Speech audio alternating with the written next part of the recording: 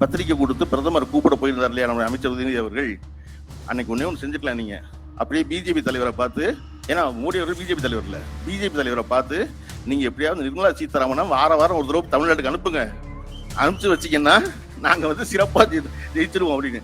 சென்னையில் நடைபெறும் உலக முதலீட்டாளர்கள் மாநாடு ஜனவரி 7 மற்றும் 8 அன்று நடைபெறுகிறது. அனைவரும் வருக. காசை உண்டியல்ல போடாதீங்கன்னு ஒருத்தர் சொல்ல முடியுங்கிறதே எனக்கு ஆச்சரியமா தெரிஞ்சாங்க. காணொலி முழுக்க பார்க்கலன்னா ஒரு கோயில் வெளியிட்டு சொல்றாங்க அவங்க காசை கொண்டு உண்டியல்ல போடாதீங்கன்னு. நாங்க அதனாலதான் இந்த அறநிலையத்துறையை தமிழ்நாடு அரசு வச்சுக்கணுங்கிறோம். தமிழ்நாடு அரசு வச்சுக்கிட்டாதான் காசு உண்டியலுக்கு போகும், உண்டியல் ஒரு கணக்கு வரும். உங்களை நம்பி கொடுத்தா என்ன செய்வீங்க? மறுபடியும் அதுக்கு தான் நாங்க உதவி வச்சிருக்கோம்ல, அப்ப விட்டு காசான்னு கேட்கறதுக்கு.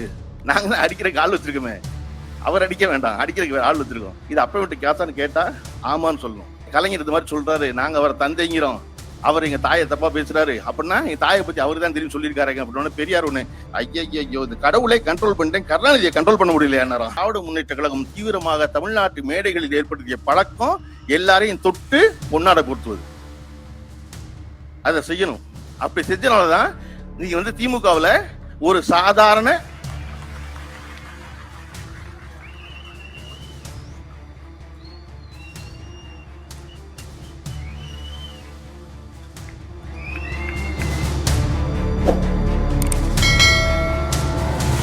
நான் கலைஞர் அவர்களை பத்திரிகையாளராக பார்த்தவர்னு சொன்னாரு. நான் மதுரையில 1991 ராஜீவ்காந்தியினுடைய படுகொலைக்கு பிறகு கழகம் மிகப்பெரிய ஒரு தோல்வியை சந்திக்குது.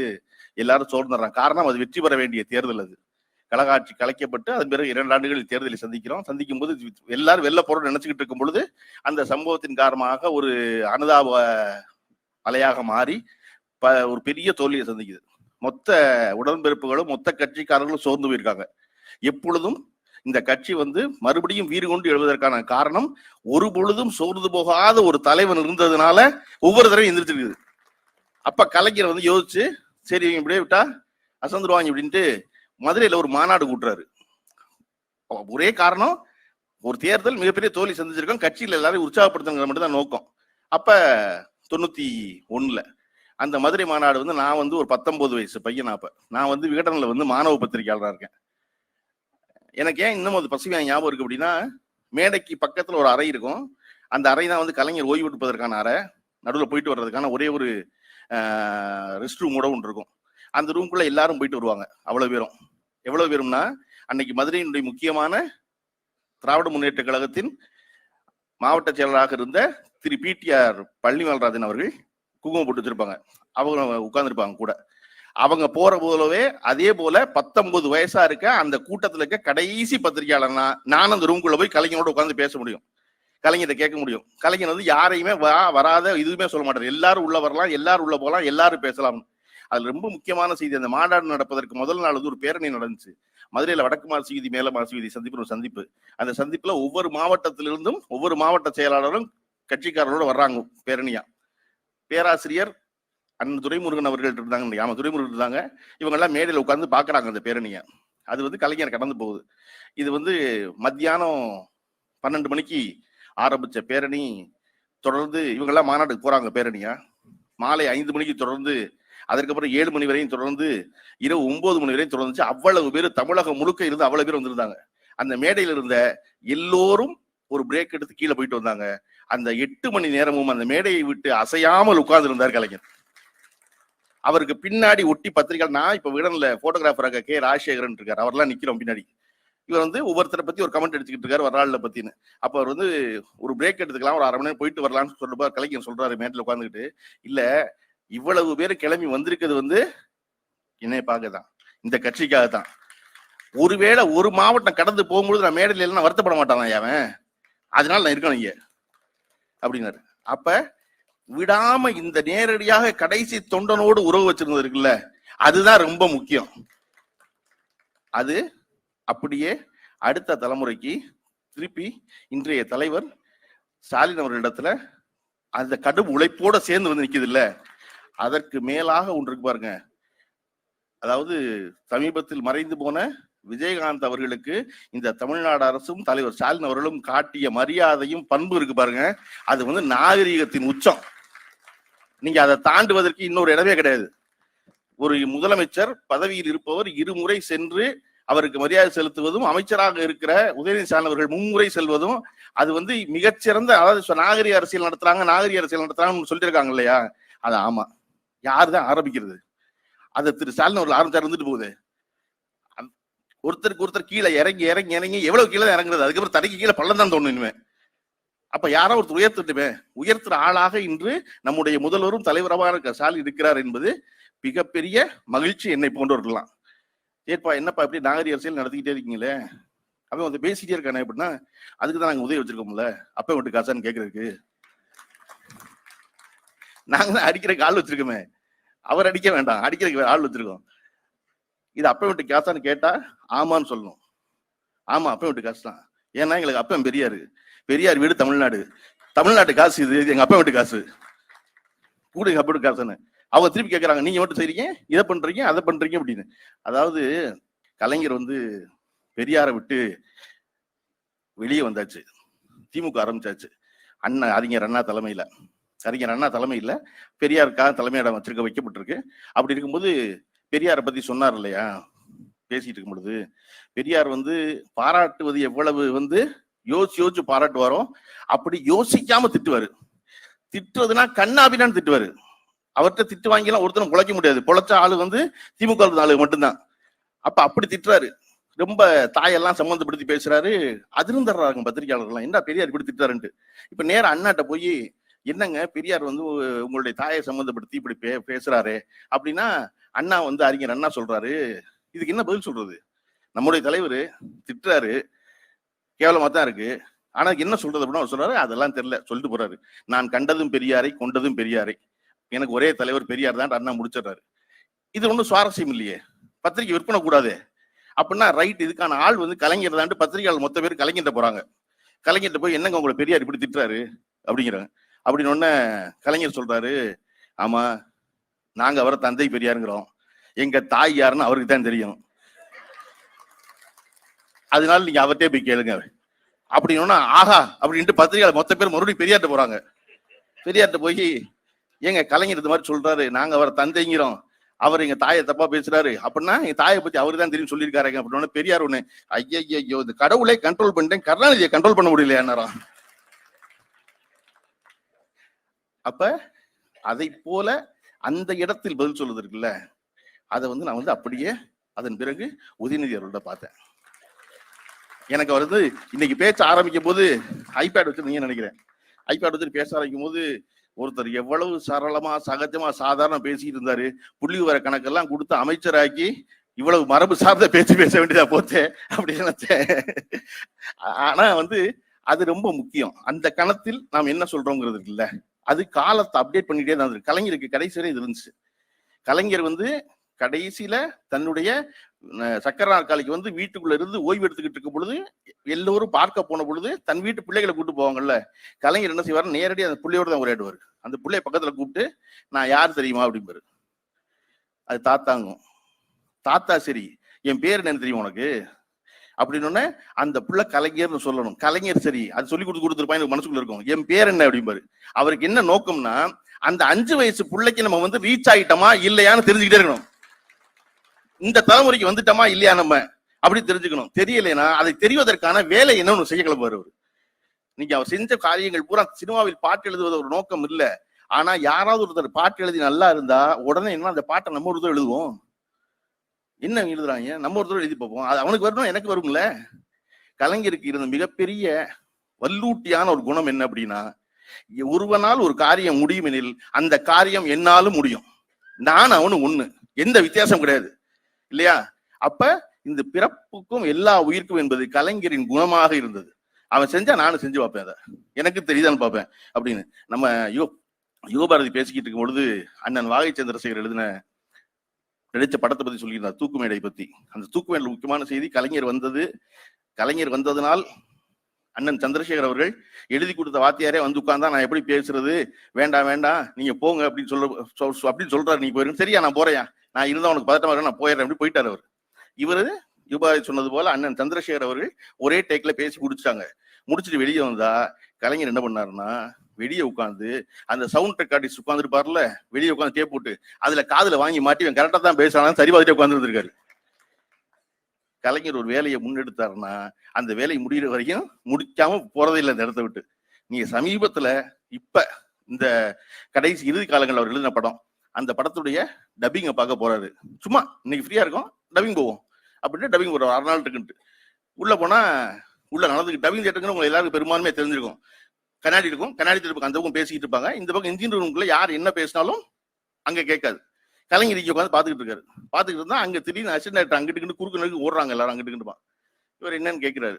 வந்தா அடுத்து ஒரு சீன் பேசணும், அந்த சீன் பேப்பரை பெட்டியில காணும், அசிஸ்டன்ட் பெட்டியில அந்த சீனை தேடிக்கிட்டு இருக்காங்க. அவங்களுக்கு என்னன்னா கலைஞர் வந்திருக்கு அன்னைக்கா அந்த சீன் பேப்பர் காணாம போகணும், அது ஆபீஸ்ல விட்டு வந்துட்டாங்க அப்படின்னு இருக்கும் போது கலைஞர் திரும்பி சண்முகநாதன்ட்ட அந்த பேப்பர் எடுத்து குடி அப்படின்னாராம். இவர் வீட்டுல டப்பிங் கிளம்புறோன்னு இவர் எழுதி ஒரு காப்பி வச்சிருப்பாருல வீட்டுல, சண்முகநாதன் எல்லாத்தையும் எடுத்து வச்சுக்க டப்பிங் போறோம் அப்படின்னு மொத்த சீன் பேப்பரையும் எடுத்துக்கிட்டு டப்பிங் தேட்டருக்கு வந்திருக்காரு அவரு. அந்த 62வது சீன் எடுத்து கூடிய அப்படின்னா இதுல இருந்து எடுத்து கொடுக்குறாரு அவரு.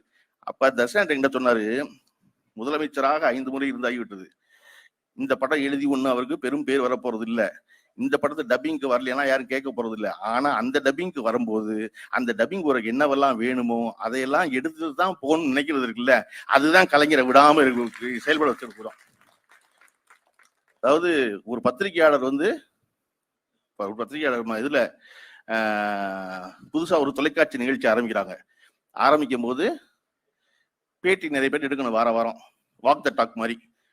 அது எடுத்த உடனே கலைஞர்கிட்ட போய் எடுத்துட்டா அப்புறம் மத்த எல்லாரும் வந்துருவாங்க, ஓ கலைஞரே கொடுத்துருக்காரா அப்படின்னு வந்துருவாங்க. அதனால முதல் பேட்டியவே கலைஞரை வச்சு பண்ணிடுவோம் அப்படின்னு முடிவு பண்ணி, கலைஞர் தான் பாக்குறது ரொம்ப சுலபம் இல்ல, நேர வீட்டுக்கு போக வேண்டியது, மேல வர சொன்னாரு, மேல போனா பார்த்தாச்சு, கேட்டா நாளைக்கு வச்சுக்கலாம் ஏன்ட்டாரு அடுத்த நாளே. இவங்களுக்கு பயங்கர உற்சாகம் மனசுக்குள்ள, அடுத்த நாள் நாளைக்கு வச்சுக்கலான்ட்டாருன்னு.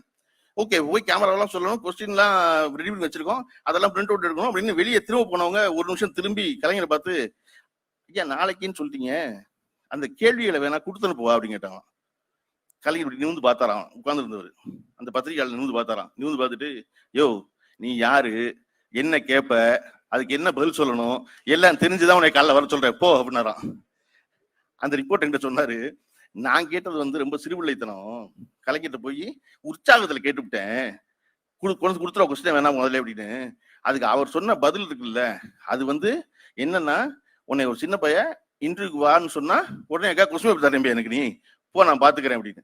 எந்த கேள்வி எந்த பத்திரிகையாளர்களையும் எப்பொழுதும் சந்திக்க வாழ்நாள் முழுக்க தயங்காத ஒரே ஒரு இந்திய தலைவர் இருக்காருன்னா நம்ம இது எல்லாருக்கும் சொல்லணும். பிரதமர் உட்பட ஒருத்தர் இருந்திருக்காருப்பா எங்க ஊர்ல, யார் எப்ப மைக் கட்டினாலும் பதில் சொல்லுவாரு, சும்மா போக மாட்டாரு. அந்த பக்கம் பத்திரிகையாளர் என்ன திரும்பி அவன் கூப்பிடுவாரு, என்னன்னா சும்மா கையில வச்சு பந்த தேய்ச்சிட்டே இருக்காங்க, போடுறது ஒரு 6 அடிச்சுட்டு போவோம் வீட்டுக்கு போகும்போது அப்படின்னு அவனை போட சொல்றது, போடுறது போலிங்கன்னு.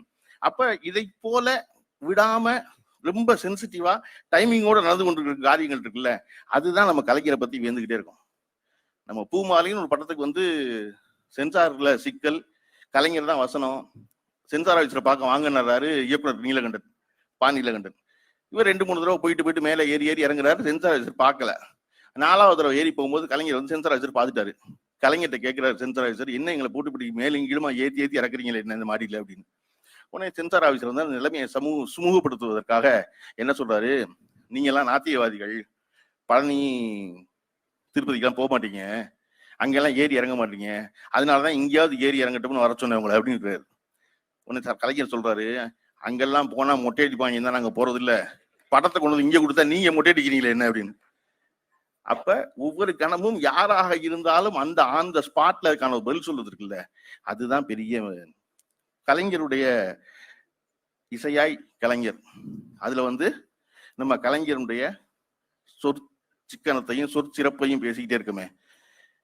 இசையாய் கலைஞர் என்பது என்ன, நான் இசையாய் கலைஞர் என்பதை என்னவாக புரிந்து கொள்கிறேன்.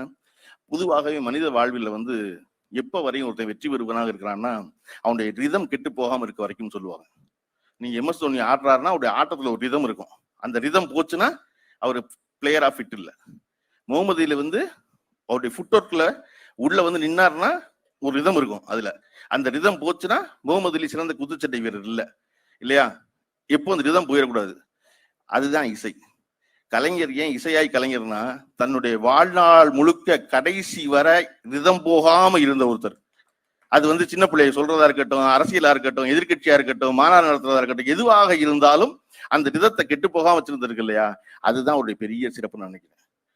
அவ்வளவு பெரிய சிறப்பு இந்த கலைஞருக்கு நம்ம தொடர்ச்சியாக நடத்தி கொண்டே இருக்கிறோம் எல்லா நூற்றாண்டு கொண்டாட்டங்களை. இந்த நூற்றாண்டு கொண்டாட்டங்கள் இன்னும் மேலும் சிறப்பா எப்ப இருக்கும் அப்படின்னா, வரப்போற பாராளுமன்ற தேர்தலில் தமிழ்நாட்டில் 40 இடங்களையும் திராவிட முன்னேற்ற கழகம் வெல்லும் போது இந்த நூற்றாண்டு விழாவுக்கான முத்தாய்ப்பா இருக்குன்னு நான் நம்புறேன். 40 இடத்தையும் வெல்வோம், நம்பிக்கை இருக்கு.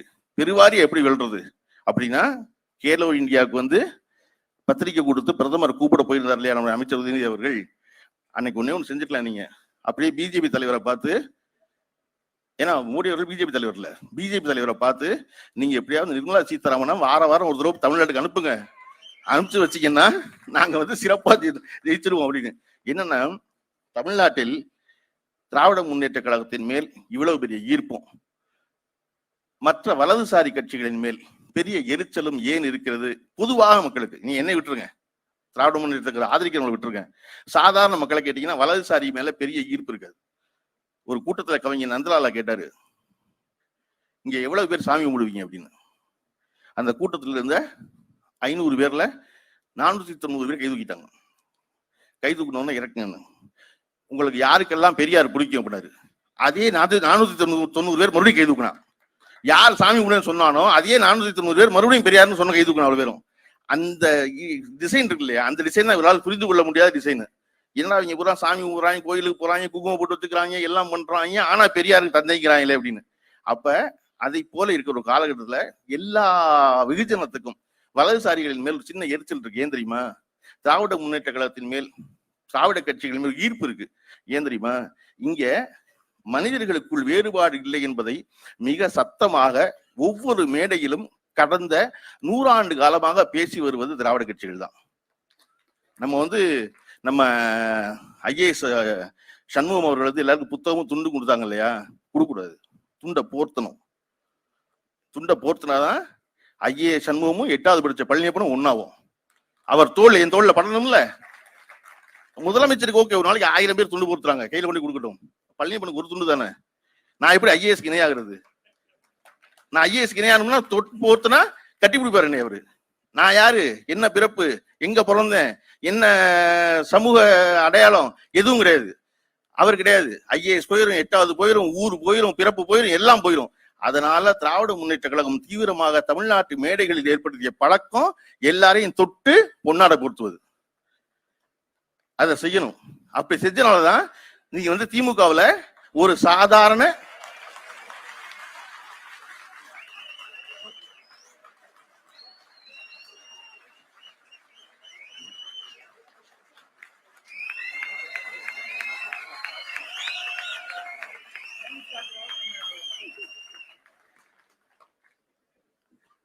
ஏன்னா காங்கிரஸ் போல அன்றைக்கு 1948, 49களில் ஜமீன்தார்களின் கட்சியாக இருந்தது இல்லையா காங்கிரஸ்.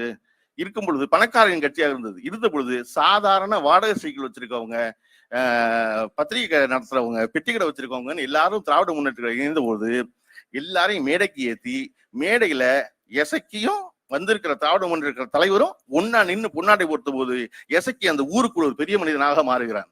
எனக்கு மேடை கிடைச்சிருக்கு, என்னை முதல்ல மேடை ஏற்றிருக்காங்க, இதுவரை ஏத்தல அப்படின்னு சொல்லும் போது அவரு அந்த கட்சிக்கான, இந்த சமூகத்துக்கான ஆளா மாறுறாரு. அப்ப இது தமிழ்நாட்டில் இருக்கும் மக்கள் அனைவரும் பார்த்து பார்த்து வளர்ந்த காட்சி. நம்ம அறியாமையே சப்கான்சியஸ் நமக்கு ஏறிடுச்சு. நம்ம இப்பவும் மொத்த இந்தியாவில பேருக்கு பின்னாடி ஜாதியை போட்டுக்க வெட்கப்படுற ஒரே ஒரு மாநிலம் தமிழ்நாடு தான் இல்லையா?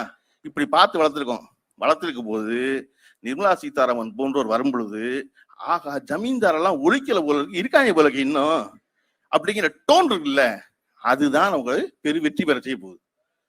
தனக்கு எல்லாம், அதாவது காசை உண்டியல்ல போடாதீங்கன்னு ஒருத்தர் சொல்ல முடியுங்கிறதே எனக்கு ஆச்சரியமா தெரியும். காணொலி முழுக்க பார்க்கலன்னா ஒரு கோயில் வெளியிட்டு சொல்றாங்க அவங்க காசை கொண்டு போய் உண்டியல்ல போடாதீங்கன்னு. நாங்க அதனாலதான் இந்த அறநிலையத்துறைய தமிழ்நாடு அரசு வச்சுக்கணுங்கிறோம். தமிழ்நாடு அரசு வச்சுக்கிட்டாதான் காசு உண்டியலுக்கு போகும், உண்டியல் ஒரு கணக்கு வரும். உங்களை நம்பி கொடுத்தா என்ன செய்வீங்க? மறுபடியும் அப்புறம் மறுபடியும் பராசக்தி வசனம் பேசணும். அம்பாள் எப்போதா பேசினாள்னு, அம்பாள் பேசினா சொல்லிடுவாங்க. அப்ப இப்படி ஒரு நீண்ட பாரம்பரியத்தில் நீண்ட கருத்தாளத்தில் வந்திருக்கும் இந்த கழகம் இந்த தேர்தலில் பெருவெற்றி பெற வேண்டும். அந்த வெற்றி செய்தியோடு கலைஞரின் 100ஆண்டு விழாவை 100வது நிகழ்ச்சியை நடத்தி முடிப்போம் என்று சொல்லி வாய்ப்பு கொடுத்த அனைவருக்கும் நன்றி சொல்லி விடைபெறுகிறேன். நன்றி, வணக்கம். சென்னையில் நடைபெறும் உலக முதலீட்டாளர்கள் மாநாடு ஜனவரி 7 மற்றும் 8 அன்று நடைபெறுகிறது. அனைவரும் வருக. மின்னம்பலம்.com தமிழின் முதல் மொபைல் பத்திரிகை.